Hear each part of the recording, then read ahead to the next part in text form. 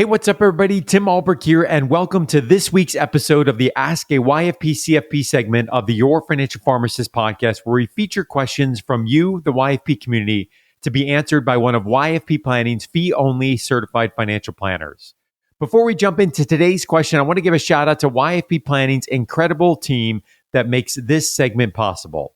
YFP Planning offers fee-only comprehensive financial planning services that are customized to the pharmacy professional. So whether you want to optimize your investing plan, pay off student loans, or simply build a solid financial plan, YFP Planning will help get your income working for you rather than the other way around. You can learn more by visiting yfpplanning.com. Again, that's yfpplanning.com. Okay, this week's question comes from Kim in Columbus, Ohio. Hi, this is Kim from Columbus, Ohio. And as a new VA pharmacist, I want to take advantage of an HSA account. I was wondering about what high deductible health plans are recommended and what are those that have good investment options with low fees. It is hard to see those details without being a member first. I'm healthy, so the deductible and out-of-pocket max aren't too concerning. I am looking to save on my premium and have the best HSA option. Thanks for the insight. Thank you, Kim, for submitting your question to be featured on this week's Ask a YFP CFP segment of the Your Financial Pharmacist Podcast. Tim Baker, what are your thoughts? Yeah, this is a great question. And I think it's one of those things that I think there is a lot of confusion, especially with like federal employees.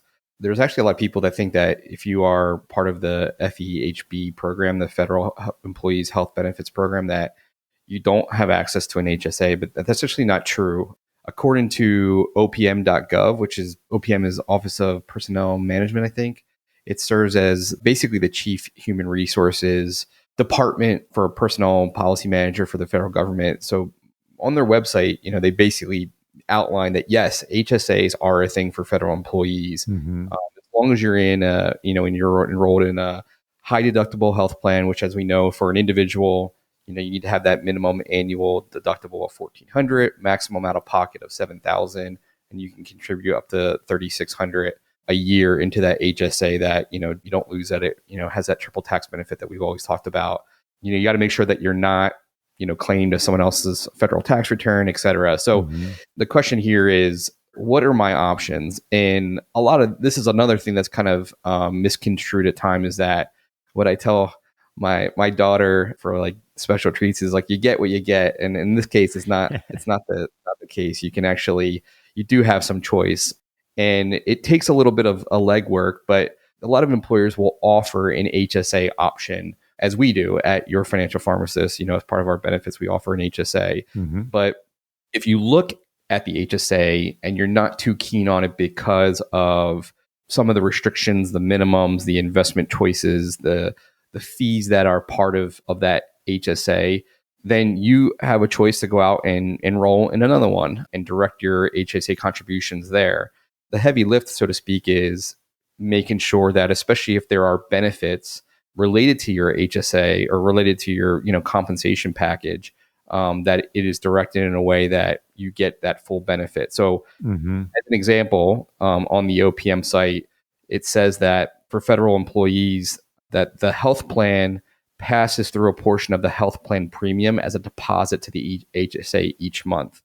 So what that means is that there are things that are going on payroll wise that contribute to your overall compensation package. So I always cite the story that my wife had an HSA that we did not like with her former employer, and we basically worked with HR, and it wasn't necessarily an easy process, but we worked with HR to get the match that they were putting in to direct it to the HSA of our choice.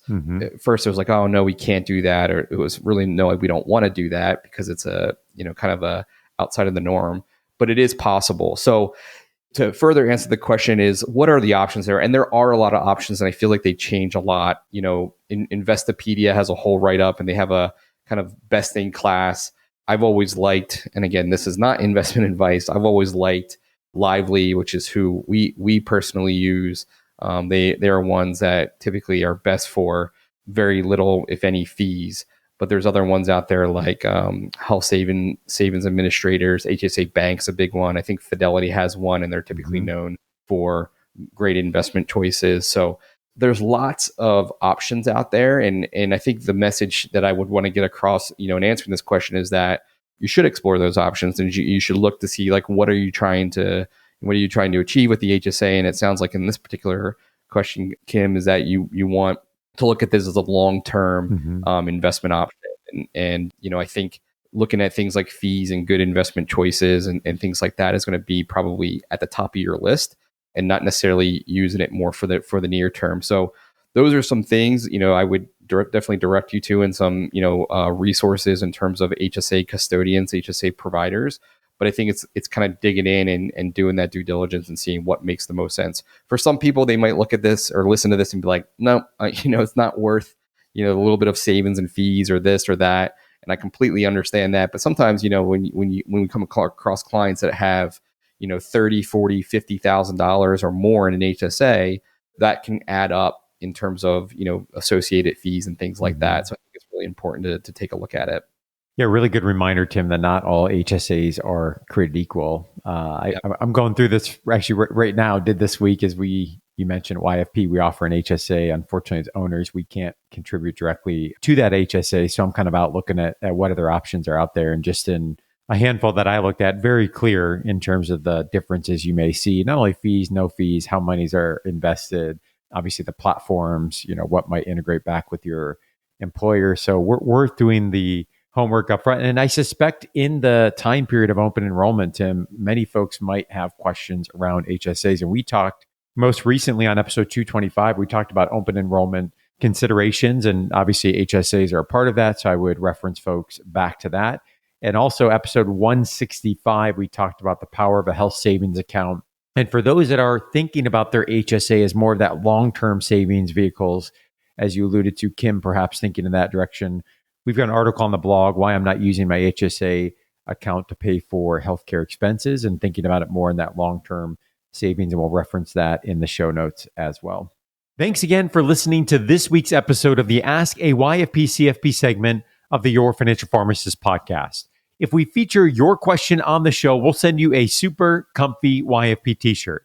You can submit your question by sending an email to info@yourfinancialpharmacist.com, or you can record your question by visiting yourfinancialpharmacist.com/ask-YFP.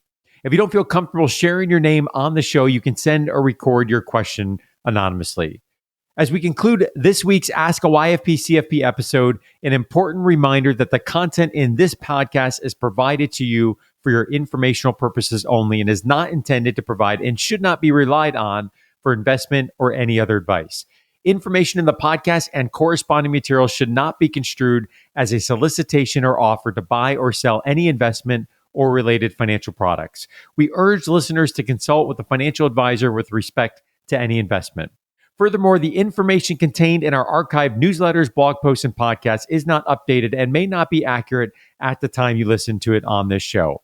Opinions and analyses expressed herein are solely those of Your Financial Pharmacist, unless otherwise noted, and constitute judgments as of the dates published. Such information may contain forward-looking statements which are not intended to be guarantees of future events. Actual results could differ materially from those anticipated in the forward-looking statements. For more information, please visit yourfinancialpharmacist.com/disclaimer. Thank you for your support of the podcast, and have a great rest of your week.